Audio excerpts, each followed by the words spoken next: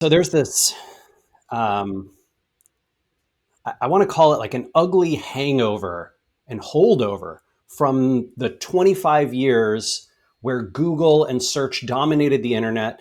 And it was so valuable. It grew so fast. There was so much demand and so little supply that you could essentially throw a small budget, relative marketing newbie at search marketing, SEO and PPC, and do great because your competitors weren't there yet.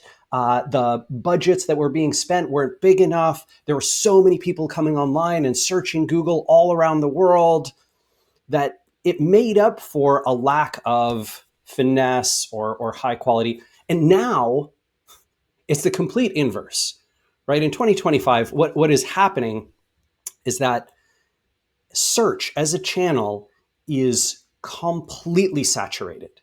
For any keyword that could potentially send you valuable customers, there are thousands of potential bidders.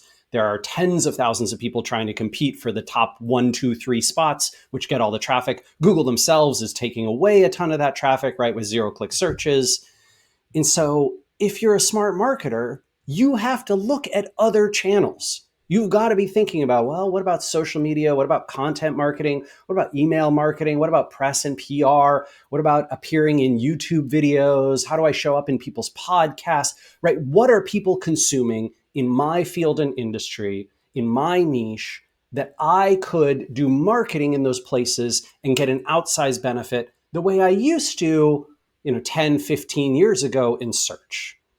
And this is something that unfortunately tons of business owners, tons of founders, tons of CEOs haven't caught up to yet.